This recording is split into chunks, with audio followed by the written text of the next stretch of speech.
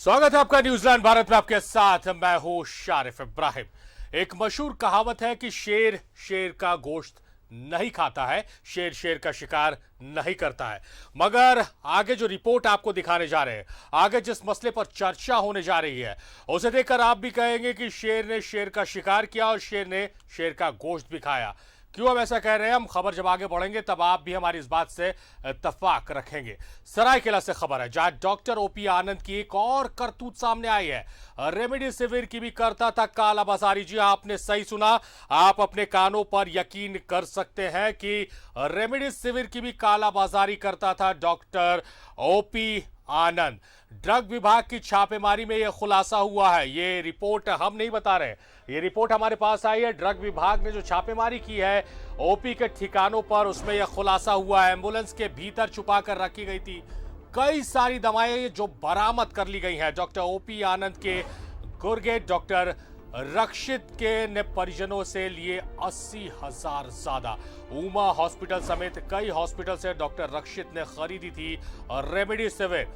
Doctor रक्षित जो 111 save life hospital के कर्मचारी हैं और ओपी लाला के खास हैं, तो अगर गुर्गा उनका कहा जाए तो कहीं से भी यह गलत नहीं होगा। एक महिला डॉक्टर के पिता के इलाज के लिए भी लापरवाही इलाज में भर्ती गई है और मौत हो गई है। बिना बिल के 1,10,000 में दिए गए रेमडेसिविर, मरीज के परिजन से 4 रेमडेसिविर लेकर जबरदस्ती अपने पास रखा गया। यानी कि अस्पताल से भी रेमडेसिविर लिया गया और उस महिला डॉक्टर ने अपने स्तर से रेमडेसिविर की 4 डोजेस जमा कर ली थी, उसे भी अस्पताल ने रख लिया है। पीड़ित डॉक्टर सूची ने स्वास्थ्य विभाग कर्मी से की शिकायत। डॉक्टर ओपी आनंद को न्यायिक हिरासत में भेज दिया गया है जेल। तो परत दर परत खुलती जा रही है डॉक्टर ओपी आनंद के काले कारनामों का कच्चा चिट्ठा। 111 सेव लाइफ हॉस्पिटल। और जो दर्शक पहली बार इस कार्यक्रम से जुड़ रहे हैं, रूबरू हो रहे हैं, उन्हें बता दें कि डॉक्टर ओपी आनंद कौन है। डॉक्टर ओपी आनंद वो हैं जब स्वास्थ्य विभाग ने इनसे पत्र लिखकर इनकी कालगुजारियों की जानकारी मांगी थी तो साहब को बहुत बुरा लग गया। साहब ने बाजाफ्ता मीडिया के सामने आकर कहा, जो अल्फाज इन्होंने इस्तेमाल किए थे उन अल्फाजों से आपको भी रूबरू करा दें कि ऐसे स्वास्थ्य मंत्री और ऐसे अधिकारियों को मैं जब चाहूं कूट दूं। ये शब्द इस्तेमाल किया गया था स्वास्थ्य मंत्री के लिए और अधिकारियों के लिए, उस विभाग और उस विभाग के मंत्री के लिए जो कोरोना काल में बहुत सराहनीय काम कर रहे हैं। ये कहने से मुझे तनिक भी परहेज और ऐतराज नहीं है। बहुत बेहतर काम स्वास्थ्य विभाग कर रहा है झारखंड में। और ये हमारी बात नहीं, ये आंकड़े बता रहे हैं। जिस तरह से आंकड़े गिर रहे, कहां 2,000 मरीज रोज रांची से मिल रहे थे और अब 100 में आंकड़ा पहुंच गया है। ये संभव हो पाया है क्योंकि स्वास्थ्य विभाग ने पूरी तैयारियां कर रखी थी और सहयोग आम जनता का मिला, सहयोग डॉक्टर्स का मिला। इससे कहीं कोई ना इत्तफाकी नहीं है। मगर उसी समाज में ऐसे डॉक्टर्स भी हैं, ओपी आनंद जैसे डॉक्टर। 111 सेव लाइफ हॉस्पिटल, अस्पताल का नाम सुनिए, 111 सेव लाइफ, कितना खूबसूरत नाम है। और इस नाम को अगर इंप्लीमेंट किया जाता तो शायद कई जिंदगियां बचाई जाती। मगर उस अस्पताल का मालिक कहता है कि ऐसे स्वास्थ्य मंत्री और ऐसे अधिकारियों को मैं जब चाहूं कूट दूं। ऐसे अल्फाजों का इस्तेमाल क्या एक डॉक्टर पर शोभा देता है? बहरहाल उसके बाद ड्रग्स डिपार्टमेंट ने कार्रवाई शुरू की और कार्रवाई में जो खुलासे हो रहे हैं वो चौंका देने वाले। रेमडेसिविर की कालाबाजारी, remdesivir the most important drugs, जो कोरोना काल में सबसे महत्वपूर्ण दवा बनकर, इंजेक्शन बनकर सामने आई है, वो रेमडेसिविर है, उसकी कालाबाजारी करता था। और शेर ने शेर का शिकार किया, शेर ने शेर का गोश्त खाया। डॉक्टर सूची है जिन्होंने अपने पिता को वहां भर्ती कराया था और डॉक्टर सूची 4 रेमडेसिविर की खुराक खुद लेकर आई थी। 1,10,000 का बिल उन्हें ठोका गया और फिर उनसे वो 4 रेमडेसिविर रखवा लिया गया। अस्पताल ने अपने कब्जे में ले लिया। और ये तमाम बातें जो हम कह रहे हैं, ये तमाम दस्तावेज हमारे पास मौजूद है, चाहे वो ऑडियो क्लिप के रूप में हो या फिर जो अकाउंट डॉक्टर रक्षित के अकाउंट में ट्रांसफर हुए हैं पैसे डॉक्टर सूची के द्वारा, उसका हमारे पास दस्तावेज मौजूद है। और जो स्वास्थ्य विभाग के कर्मी को, अधिकारी को जो डॉक्टर सूची ने कंप्लेन किया है कॉल कर, उस कॉल की रिकॉर्डिंग भी हमारे पास है। तो पूरी मजबूती के साथ हम ये बात कह रहे हैं कि 111 save life hospital life save नहीं कर रहा था, पैसे बना रहा था, आपदा में अवसर तलाश रहा था और शायद इसीलिए बड़ी ही बुलंद आवाज में स्वास्थ्य मंत्री और अधिकारियों को कूटने की बात कह रहा था डॉक्टर आनंद, ओपी आनंद।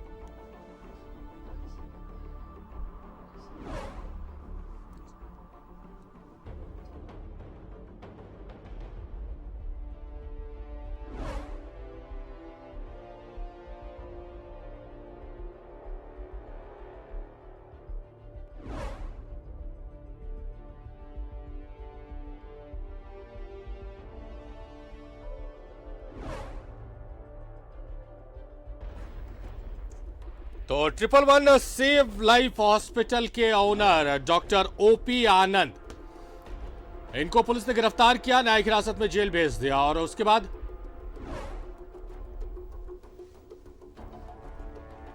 तो 111 सेव लाइफ अस्पताल की एक और काली करतूत। डॉक्टर रक्षित के अकाउंट में डॉक्टर सूची के किए दो ट्रांजैक्शन, 75,000 का पहला और 40,000 रुपए का दूसरा ट्रांजैक्शन किया गया है। रेमडेसिविर के अलावा अस्पताल का बिल 1,75,000 का थमाया गया है। तो रेमडेसिविर के अलावा 1,75,000 का बिल थमाया गया है। डॉक्टर सूची के पिता की इलाज में लापरवाही से हुई थी मौत। तो रेमडेसिविर की 1,10,000 रुपए और ऊपर से 1,75,000 रुपए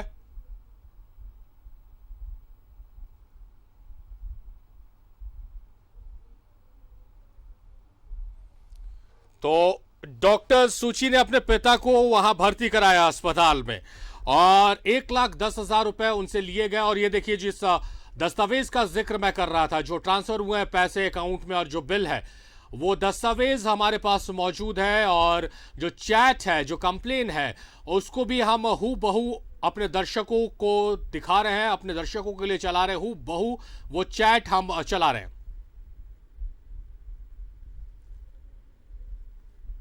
तो 111 111 सेव लाइफ अस्पताल डॉक्टर ओपी आनंद के कारनामों का खुलासा हो रहा है। परत दर परत तमाम चीजें खुल रही हैं। पहले पुलिस ने गिरफ्तार किया और जब ड्रग्स विभाग ने छापेमारी की है उनके ठिकानों पर, तो एम्बुलेंस में रखी हुई कई महत्वपूर्ण दवाएं बरामद की गई हैं। और साथ ही साथ डॉक्टर सूची ने ऑडियो जारी किया है, जो स्वास्थ्य विभाग के किसी कर्मी अधिकारी को उन्होंने कंप्लेन किया था। वो ऑडियो क्लिप, वो बिल है, वो ट्रांजैक्शन रिसिप्ट है, वो बिल है जो अस्पताल ने 1,75,000 की थमाई थी और जो डॉक्टर रक्षित के अकाउंट में ट्रांसफर किए गए हैं पैसे, उसका बिल है। और जो चैट है, वो चैट हम हू बहू चला रहे हैं, अपने दर्शकों को दिखा रहे हैं कि किस तरह से 111 सेव लाइफ हॉस्पिटल लूट रहा था मरीजों को। और ये वही डॉक्टर ओपी आनंद है जिन्होंने खुलेआम कहा था, जब वो उनसे सवाल पूछा विभाग ने कि आप किस मर्ज का इलाज कर रहे हैं, कितने पैसे ले रहे हैं, कौन से टेस्ट का क्या पैसे ले रहे हैं, तो उन्हें बुरा लग गया। उन्हें इतना बुरा लग गया कि उन्होंने ओपन कैमरा में ये बात कही कि ऐसे स्वास्थ्य मंत्री और ऐसे अधिकारियों को मैं जब चाहूं कूट दूं। तो बताइए कि इस तरह से एक अस्पताल के डॉक्टर की अगर बोली रहेगी, इस तरह का व्यवहार रहेगा, तो कैसे हम डॉक्टर्स को, जो हम बार बार कहते हैं कि धरती के भगवान, कैसे ये शब्द हमारे मुंह से निकलेंगे। एक तरफ बहुत अच्छे, बहुत बेहतरीन डॉक्टर्स हैं जो सेवा भाव से जुटे हुए हैं। कोरोना काल में पिछले मार्च से, मुझे याद है फरवरी मार्च से लगे हुए हैं बिना छुट्टी के। कई डॉक्टर्स हैं, कई नर्सेज हैं, कई स्वास्थ्यकर्मी हैं, कई लैब के टेक्नीशियन हैं, कई एम्बुलेंस ड्राइवर हैं, कई ट्रॉली मैन हैं, तमाम लोग, कई सफाई कर्मी हैं, तमाम लोग श्रद्धा के साथ लगे हुए हैं। कई लोगों ने अपनी जान गंवा दी है पॉजिटिव होकर, कई डॉक्टर्स की मृत्यु हो गई है लोगों का इलाज करते करते, सेवा करते करते डॉक्टर्स हमारे बीच नहीं रहे। वैसे डॉक्टर्स की हमें जरूरत थी और उन दौरान एक ऐसे भी डॉक्टर है, डॉक्टर ओपी आनंद, जिनके कारनामों को हम दिखा रहे हैं।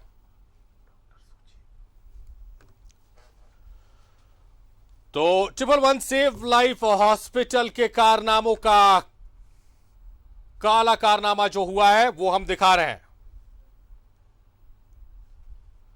डॉक्टर सूची हमारे साथ फोन लाइन पर मौजूद है, जो खुद पीड़ित है। डॉक्टर सूची, हमने जैसा इस प्रोग्राम की शुरुआत की है तो हमने कहा था कि एक उदाहरण के साथ कि शेर शेर का मांस नहीं खाता, मगर एक डॉक्टर खुद अस्पताल गई और उनके साथ उनके पैसे ले लिए गए, उनके पिता की जान नहीं बच पाई, उनसे रेमडेसिविर जो 4 आपके पास डोज थे वो तमाम चीजें रख ली गई। प्लीज हम चाहेंगे कि डिटेल में सारी जानकारी दें। जी, मेरे father on 23rd of April shortness of breath करके सेव लाइफ में उनको एडमिट किया गया था। और एडमिट करते वक्त उनको उनसे मेरा भाई था उस समय, उससे 80,000 रुपीज लिए थे ट्रीटिंग डॉक्टर रक्षित ने। ये बोल के कि हमने आपके लिए बेड वेंटी बुक किया था, लेकिन अभी सिर्फ आपके फादर को ऑक्सीजन लग रहा है, लेकिन वो किसी और की बुकिंग कैंसिल करके आपको दी गई है, इसलिए आपको उसके पैसे भरने पड़ेंगे। उस समय treatment was more important. I said कि ठीक है, आप तुम दे दो। सो वी पेड हिम 80,000, जिसका 40,000 उन्होंने कैश लिया था और 40 ऑनलाइन पेमेंट की थी जी।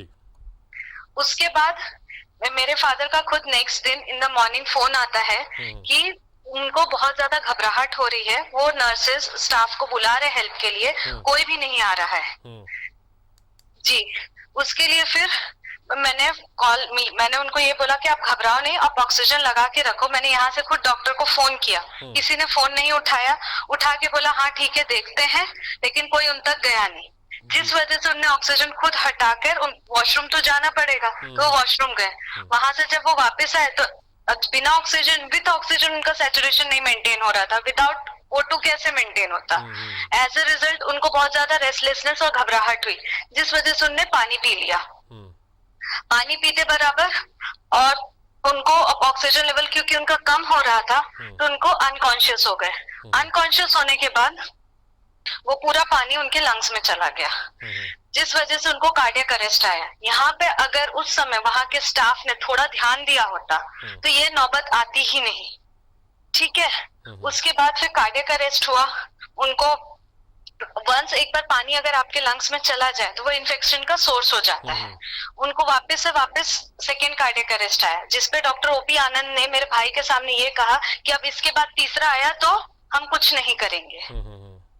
उसके बाद रात को वापस से मेरे पापा का सैचुरेशन 82 चल रहा था, जिसपे मैंने ओपी आनंद से रिक्वेस्ट, मेरे भाई ने बताया कि 82 चल रहा है तो क्या करना चाहिए। मैंने बोला वहां पे जो भी अवेलेबल डॉक्टर है उनको इन्फॉर्म करो। उसने इन्फॉर्म किया ये सेकंड फ्लोर पे बैठते हैं, थर्ड फ्लोर पे आईसीयू है। उनने बोला मैं नहीं जाऊंगा। मैंने बोला प्लीज मेरी बात करवा दे। मैंने जब बात किया कि आप एक बार देख लीजिए, अदरवाइज ब्रेन हाइपोक्सिया बैठ जाएगा, आप थोड़ा टाइट्रेट कर दीजिए, तो बोले मेरा वहाँ टेक्नीशियन बैठा है, आप उससे बात कर लीजिए, और वो उनकी लैंग्वेज तो आपको पता है वो किस लैंग्वेज में बात करते हैं। तो उन्होंने उस समय मिसबिहेव किया, मेरे भाई को आधी रात में टॉर्चर करके बोलते हैं कि ले जाओ तुमको जहाँ लेकर जाना है, मैं यहाँ से डिस्चार्ज कर रहा हूँ। क्योंकि उनको पता है ना बेड वेंटी के साथ पेशेंट कहाँ से शिफ्ट कर सकता है, कोई कैसे डिस्चार्ज लेकर जा सकता है। वो हमारी हेल्पलेसनेस का पूरा फायदा उठा रहे थे। नेक्स्ट दिन जब हम वहां पहुंचे, मैं रायपुर में थी, मेरे को एक दिन लगा वहां पहुंचने पे, तो हमारे सामने 3 बार खुद ऑक्सीजन कम हो गया। वहां के स्टाफ कुछ देखते नहीं है। मेरे फादर खुद वेंटी में रहते हुए वो इशारे करते थे और हम वहां से देखते थे और बताते थे। मतलब वहां की ऑक्सीजन सप्लाई भी बराबर मेंटेन नहीं रहती थी। नर्सिंग केयर कुछ भी नहीं था। हमने खुद वेंटी के पेशेंट को स्पॉन्जिंग करना पड़ता है। वेंटी अगर लगा है तो उसका प्रॉपर सक्शनिंग होती है, नेबुलाइजेशन देना पड़ता है, 4 आवर ये करना पड़ता है, लेकिन कोई करने को रेडी नहीं है। राइस ट्यूब के थ्रू फीड्स देने होते हैं, कोई रेडी नहीं था। उस समय मैं बीच में नहीं थी वहां पर। मेरे भाई बार बार लगातार रिक्वेस्ट कर रहा था वहां के स्टाफ से कि प्लीज इनको दाल का पानी लेकर आए हैं, पिला दीजिए। स्टाफ देने को तैयार नहीं। उसके बाद जब मैं पहुंची तो मैंने वहां पर दिया। मैंने उनसे रिक्वेस्ट की कि ठीक है अगर आपके पास स्टाफ कम है तो लेट मी हेल्प, मैं खुद नर्सिंग केयर करूंगी। उनने साफ मना कर दिया। मतलब हर बार रूड बिहेवियर। पता था उनको इनके पास बेड वेंटी अरेंज, उस समय बहुत ज्यादा केसेस थे, अरेंज नहीं हो पा रहा है, तो उनने क्या बोलते हैं सीधा बोल देते थे कि ले जाओ अपना पेशेंट ले जाओ, इतना तुमको लगता है हम अच्छे से ट्रीटमेंट नहीं दे रहे तो ले जाओ, जबकि साफ पता है कि वहाँ कुछ ट्रीटमेंट नहीं मिल रहा था। दूसरी बात, वहाँ रेमडेसिविर डॉक्टर रक्षित ने 20,000 का एक वायल लिया था हमसे, मतलब चार्ज किया था हमको। उनने 6 इंजेक्शन खरीद लिए। मैंने कहा भी कि मैं अपने से यहाँ से 4 डोज लेकर आ रही हूँ, आप फिलहाल के लिए जो 2 डोज है आप वो ले लीजिए। लेकिन नहीं, उनने मेरे भाई से 1,20,000 रुपए लिए और पूरे 6 डोज खरीद लिए। और जब मैं यहाँ से अपने 4 इंजेक्शन लेकर गई वो भी ले लिया। लगते तो डोज सिर्फ 6 ही है, तो बाकी के 4 का क्या किया? तो पूरी इस तरह से just improper care, greed for money की वजह से I lost my father and the criminal negligence in the part of this doctor, both the doctors. We are feeling very sorry for you doctor Suchi कि आपके पिता की जान नहीं बच पाई, और हमारा कतई इरादा नहीं है कि हम वापस से उन बातों को करके आपके ज़ख्मों को कुरे दें, मगर इस बात की ज़रूरत है क्योंकि अगर एक डॉक्टर अपनी बातों को इस मजबूती से रखेगा तो बहुत महत्वपूर्ण है, क्योंकि आम आदमी के साथ क्या कुछ हो रहा है और इस तरह के अस्पताल क्या कुछ कर रहे हैं, इनका चेहरा बेनकाब होना बेहद ज़रूरी है। रुचि, माफ़ कीजिए डॉक्टर सुची, हम जानना चाहेंगे कि 80,000 रुपये तो एडमिशन के वक्त लिया गया, फिर 1,20,000 रेमेडी बिल नहीं दिए, ये सारे मैंने जो आपको अमाउंट्स बताए हैं जी, इसकी जी। कोई बिलिंग नहीं है। और और परसिस्टेंटली जब भी एवरी डे किसी भी आप अच्छे हॉस्पिटल में जाएंगे तो वो एक दिन कंप्लीट होने के बाद आपसे नेक्स्ट दिन का, उस दिन का, लास्ट डे का वो मांगते हैं। ये डे स्टार्ट होते साथ ही पैसे मांगते थे, और केयर कुछ देना नहीं है इनको, बस प्राइज मांगना है। वो उनकी जो वाइफ है डॉक्टर सरिता आनंद, वो पूरे टाइम बस पैसे पैसे के लिए परेशान करती थी, केयर कुछ नहीं देती थी। और फाइनल बिल शायद आपको 1,75,000 रुपये का थमाया गया। जी जी जी। तो जब इतने पैसे ले लिए, इनिशियली 80,000 रुपये ले लिए, रेमडेसिविर का ले लिया, रेमडेसिविर का डोज भी रख लिया, तो 1,75,000 किस चीज का जस्टिफाई किया इन लोगों ने? उन लोगों ने सिर्फ ये बोला, ये पैसे जो है ये डॉक्टर रक्षित ने हमसे अलग से लिए हैं, ठीक है, और ये वो वहाँ जो सरिता आनंद बैठती है, एवरीडे का चार्जेस 30 to 35,000 था, ये उसके चार्जेस है। जिस हिसाब से इन लोगों ने 1,75,000 हमको चार्ज किया फॉर 5 days। तो मतलब अगर पेशेंट एडमिट होता है 111 सेव लाइफ हॉस्पिटल में, तो डॉक्टर रक्षित और सरिता आनंद का एक सूत्री कार्यक्रम है, एक ऐसे मरीज को धमकाकर अपने पेशेंट को ले जाओ, रिलीज कर दे रहे हैं, ये बोलकर पैसे की उगाही करना, परेशान कर कर। जी। और जो नर्सिंग की बात है, और भी किसी मद में आपके पैसे खर्च हुए, किसी और चीज़ के लिए आपसे पैसे लिए गए, दवाओं के नाम पर या फिर नर्सिंग चार्ज के नाम पर, जो एक्स्ट्रा पैसे ये लोग जोड़कर लेते हैं जिसका बिल नहीं देते हैं? नहीं, ये हमसे तो इन्हीं 2 चीजों के लिए पैसे लिए गए थे, और वो डॉक्टर रक्षित ने लिए थे। हॉस्पिटल वालों ने जो वो है, वो एवरीडे सिर्फ हमको, ये सरिता और ओपी आनंद हमको वो 35,000 जल्दी दो इसके लिए परेशान करते थे। वो ये नहीं देखते थे कि पेशेंट रिलेटिव्स की माइंड सेटअप क्या है क्या नहीं है, वो इस पे बिल्कुल ध्यान नहीं देते थे। अच्छा डॉक्टर सुची, आप अपने पिता को देखने जब अस्पताल जाती थी, तो आप तो डॉक्टर हैं, आप बहुत तरीके से, बहुत बारीकी से चीज़ों को देखती हैं और समझती हैं। वहाँ और भी ऐसे बहुत मरीज होंगे जो नहीं समझ रहे कि उनके पेशेंट के साथ क्या हो रहा, परिजन हो रहा था, उनके साथ गलत हो रहा था। लेकिन इन लोगों ने तो मुझे खुद इंटरफेयर करने, अंदर जाने बहुत मुश्किल से दिया था, तो मैं उनकी हेल्प कैसे कर पाती। लेकिन I said the same to them कि अगर आप हो सके तो उनको यहाँ से अगर ले जा सकते हैं तो प्लीज लेकर जाइए, क्योंकि ये सही जगह बिल्कुल सही नहीं है।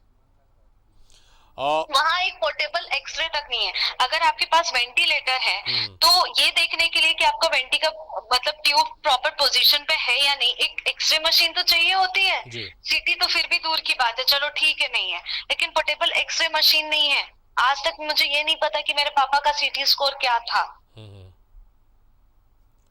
बाकी की बातें तो क्या ही बताऊं मैं आपको। चलिए सुची, आपका बड़ा लॉस है, आपके पिताजी इस दुनिया में नहीं रहे, बड़ा लॉस है जो रिटर्न नहीं हो सकता, मगर हम उम्मीद करेंगे कि इस तरह के जो अस्पताल है या डॉक्टर्स हैं, आपने एक लड़ाई छेड़ी है, एक मुहिम चलाई है, उस मुहिम का रंग आएगा और हम उस लड़ाई में हर कदम आपके साथ है। हमारी जो आवश्यकता पड़ेगी हम हमेशा आपके साथ है, और आपके साथ नहीं, तमाम उन परिजनों के साथ है जिनके मरीजों के साथ इस तरह के अस्पताल मनमानी कर रहे हैं। बहुत शुक्रिया आपका, आपने अपना कीमती वक्त हमें दिया डॉक्टर सुची, बहुत शुक्रिया आपका।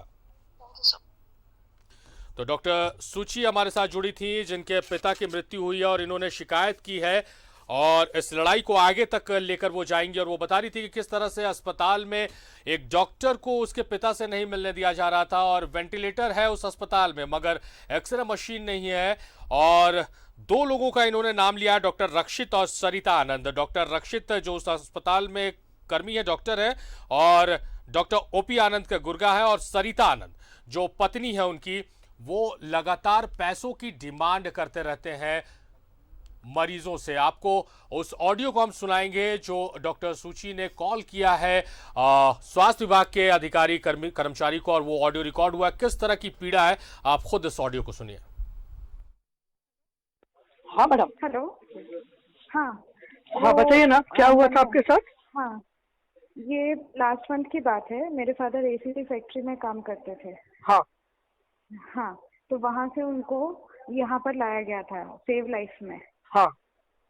हाँ, तो वहाँ उस समय मैं रायपुर में अभी एट प्रेजेंट काम करती हूँ। मैं खुद डॉक्टर हूँ। हम्म। हाँ, तो उनको वहां से वहां लेकर गए थे। हम्म। तो जिस दिन वो पहुंचे तो डॉक्टर ने डॉक्टर रक्षित ने हमसे 80,000 लिया। ये बोल के कि हमने आपके लिए सिर्फ बेड वेंटी बुक किया था, उसके चार्जेस है, जो कि बिल में कहीं नहीं मिला हमको। अच्छा, वो बिल में एडेड नहीं है? नहीं, वो क्या नाम था? उसमें और जो पेशेंट का नाम क्या था आपका? डॉक्टर मिस्टर प्रमोद प्रसाद चतुर्वेदी। अच्छा, ठीक है। फिर उसके बाद वो वहां पर एडमिट थे। फिर उन ऑक्सीजन से सब मेंटेन कर रहे थे सैचुरेशन। उसके बाद नेक्स्ट दिन मुझे सुबह सुबह पापा का खुद फोन आया कि ये लोग मेरी हेल्प नहीं कर रहे हैं, मुझे बहुत घबराहट हो रही है। उसी दिन आफ्टरनून में हमको पता चला कि उनका सैचुरेशन बहुत फॉल हो गया था, क्योंकि वॉशरूम के लिए वो बुला रहे थे, कोई आया नहीं। फिर पापा खुद उठ कर गए, वहां से आए तो ऑक्सीजन लेवल और बहुत डाउन हो गया। घबराहट में पानी पी लिया, चक्कर आया और वो पूरा पानी लंग्स में चला गया, जिसकी वजह से उनको हार्ट अटैक आया और वेंटी लगाना पड़ा। अदरवाइज वेंटी नहीं लगाना पड़ा था, वो बाईपैप से मेंटेन कर सकते थे। अच्छा। लेकिन इन लोगों की तो उस समय जब पापा जब आवाज दे रहे तो ये लोग का कोई वहाँ पे स्टाफ नहीं जा रहा था? स्टाफ वो सामने बैठा रहता है, क्योंकि मैं खुद गई हूँ ना। बुलाते रहो, वो नहीं आते थे। उनको बोलो फीड्स दे दो, नहीं देते थे। मैं खुद डॉक्टर, मैंने बोला कि मैं करती हूँ, आप मुझे करने दो, मुझे भी अलाउ नहीं करते थे। बहुत ही नेग्लिजेंट स्टाफ, रूड स्टाफ था वहाँ का। अच्छा। लेकिन अब हम पापा वहाँ एडमिट थे तो हम ज्यादा कुछ कर नहीं सकते थे। हमने वहाँ से शिफ्ट करने की बहुत बात की। अल्टीमेटली जब तक हमको बेड वेंटी अरेंज हो पा रहा था तब तक ही वाज नो मोर। एंड हमसे रेमडेसिविर ब्लैक में उन्होंने लिया। मैंने फर्स्ट दिन लगा था तो मैंने बोला ठीक है, आपको जो भी अरेंज हो रहा है आप कर लो, मैं बाकी का लेके आ रही हूँ। मैं ऑन द वे थी, रायपुर से पहुंचने में मुझे वहाँ 1 दिन लग गया।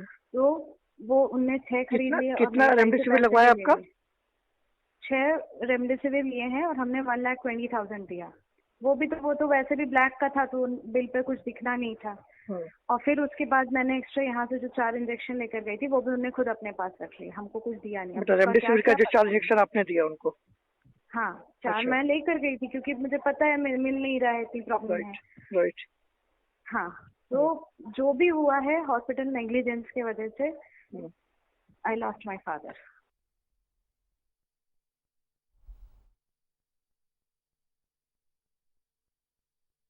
जरा सोचिए कि डॉक्टर सूची ने कंप्लेंट किया है और आखिर वक्त में जो उन्होंने कहा कि because of negligence of the hospital I lost my father, उनकी आवाज भारी हो रही थी, वो रो रही थी। और हमारा सवाल हमारे दर्शकों से है, ऐसे डॉक्टर्स और ऐसे अस्पताल जहां मरीजों को सिर्फ पैसे कमाने का जरिया समझा जाता है और हॉस्पिटल की नेग्लिजेंसी की वजह से, उनकी लापरवाही की वजह से अगर मरीज की मौत हो जाती है तो क्यों ना आईपीसी की धारा 302 के तहत मामला दर्ज किया जाए, यानी कि हत्या का मुकदमा दर्ज किया जाए। एक ऑडियो आपने सुना, एक दूसरा ऑडियो आपको हम सुनाते हैं। दूसरा ऑडियो है डॉक्टर सूची के पति, और एक और ऑडियो आपको हम सुनाएंगे और उसमें आप सुनिए कि किस तरह से 111 सेव लाइफ हॉस्पिटल में खेल जारी था और जब खुलासा हुआ है, और ये आज का खुलासा नहीं है, ये खुलासा चलेगा क्योंकि लगातार इनके कारनामों का काला चिट्ठा न्यूज़ 11 भारत खोलेगा, क्योंकि ये खिलवाड़ कर रहे हैं, सांसों का सौदा कर रहे हैं, इंसान की जान के साथ खिलवाड़ कर रहे हैं। पैसों के लालच में मरीजों की मौत हो रही है, मृत्यु हो रही है। और न्यूज़ 11 भारत ने मुहिम छेड़ रखी है कि कोरोना काल में जो इस आपदा को अवसर में तब्दील करने की कोशिश करेगा, न्यूज़ 11 की बाज की नजर उन पर है और हमारे कैमरे, हमारी नजरों से वो बच नहीं सकते। उनको उनकी सही जगह हम पहुंचाएंगे। और इस मामले में आपको बताएं कि डॉक्टर ओपी आनंद सलाखों के पीछे जो इनकी सही जगह है, इन्हें कड़ी से कड़ी सजा होनी चाहिए। और सवाल है कि क्या आईपीसी की धारा 302 के तहत इनके खिलाफ मामला दर्ज नहीं किया जाना चाहिए? अब और जो डॉक्टर है, डॉक्टर रक्षित का नाम आ रहा है, सरिता आनंद का नाम आ रहा है, क्या इन्हें खुले घूमने की इजाजत देना सही है? सवाल है दर्शकों से, जवाब आपको देना है, तय सरकार को करना है कि इन्हें खुला घूमने की इजाजत देनी सही है या नहीं।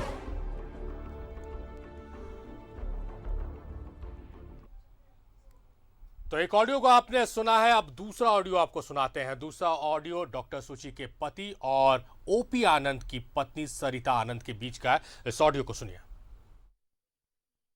2 मिनट के लिए हो गया क्योंकि उसका कुछ स्लिप कर जाता है। ऑक्सीजन सिलेंडर का क्या क्या होता है, अभी सब चीज ठीक है। आप एक काम कीजिए, हम तो आपको रिक्वेस्ट कर रहे हैं, आप उनको ले जाइए। नहीं मैडम, आप उनको ले ही जाइए, जहाँ आपको सुविधा मिलती है ले जाइए आप। नहीं ठीक है। मेरा कंसर्न ये है कि जब हमने पेशेंट को एडमिट कराया था, अभी आप बोले 2 मिनट नहीं था, आपको पता ना सर्चुलेशन जो है कल उनका 4 और 8 पे आ गया था। पता है अभी आपको? तो ठीक आ गया है उनका। नहीं कल 4 जी कल 4 और 8 पे आ गया था। कंसर्न ये था कि उसका भी कोई रीजन था, हॉस्पिटल में आने के बाद हुआ है, मैं आपको बाद में बताऊंगा। तो अभी 2 मिनट में अगर पेशेंट को आप लोग लेट आए, अच्छा देखिए एक बात सुनिए, आप लोग अगर पेशेंट को लेट हॉस्पिटल लेके आ रहे हैं तो हॉस्पिटल की गलती है कि आपकी गलती है? पहले तो आप बताइए। 1 मिनट, आपको पता है जब उन्होंने एडमिट किया तो सर्कुलेशन कितना था? कितना था आप बताइए ना कितना था। तो हम लेट हो गए ना। आप अगर आपको लग रहा है कि हम लेट हो गए, बताइए कितना था उसमें। देखिए हमारे जितने भी पेशेंट्स हैं ना, सबके सब ऑलमोस्ट जो है जिनका, अब देखिए इम्यूनिटी तो नहीं है, सबका ट्रीटमेंट इक्वली गुड चल रहा है।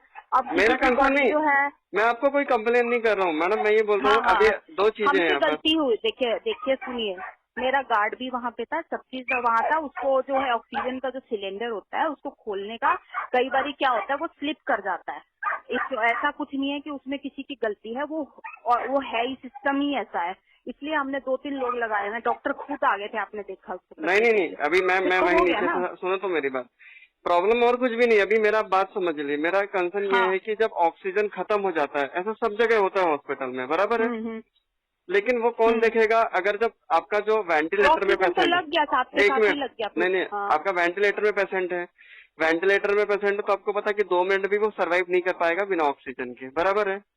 दूसरी चीज क्या है कि अगर पेशेंट को वेंटी पे है और ऑक्सीजन पेशेंट देख रहा है या तो फिर उसका रिलेटिव देख रहा है। अभी क्यों इंसिडेंट क्या हुआ कि आपके यहाँ जो स्टाफ है उसने नहीं देखा, उनका जो बेटा है ना, उनका जो बेटा है उसने देखा और उसने स्टाफ को बताया। तो मेरा कंसर्न ये है आपसे कि सिलेंडर खत्म होता है, ठीक है, अच्छी बात है ऑक्सीजन, लेकिन वो पहले आपका वेंटी का जो मशीन है ना वो उसको डिस्प्ले करता है कि ऑक्सीजन लो है।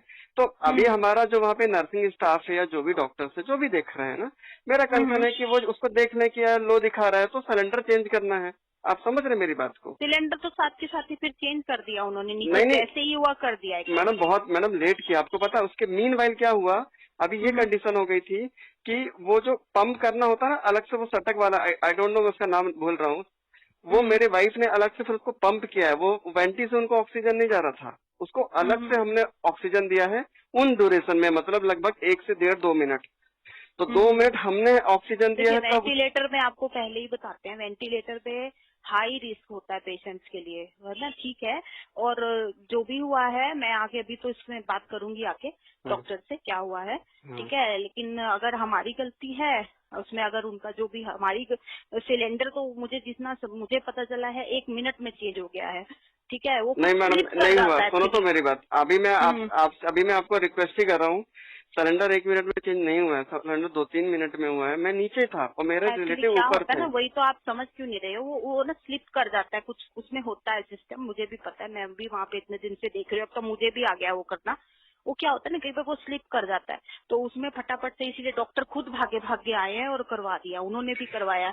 मैडम मैं आपको बताता हूँ, नीचे कोई भी नहीं था, एक आदमी नहीं था। अगर आपका सीसीटीवी हो तो देखना, सिर्फ मैं था।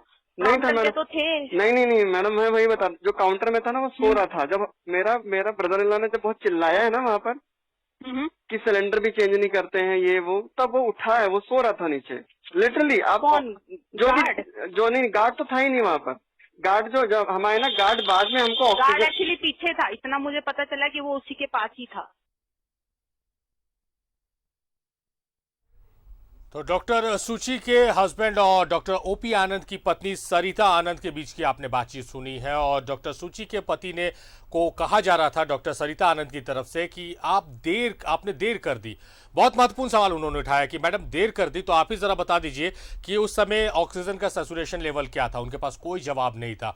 तो एक जो बात है डराने की कि आप गलती आपकी तरफ से, आपने लेट की, उसका सही और सटीक जवाब दिया गया और उस जवाब का कोई भी उनके पास काट नहीं था। बहरहाल इस तरह के जो डॉक्टर्स हैं, और ये जो दो ऑडियो और जो आपको हमने अभी कंप्लेंट दिखाई है, ये सिर्फ अभी बानगी है।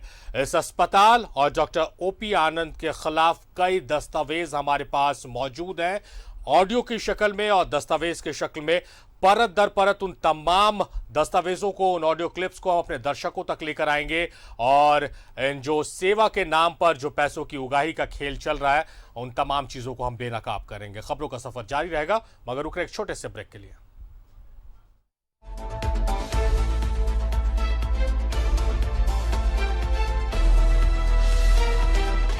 11 सच है।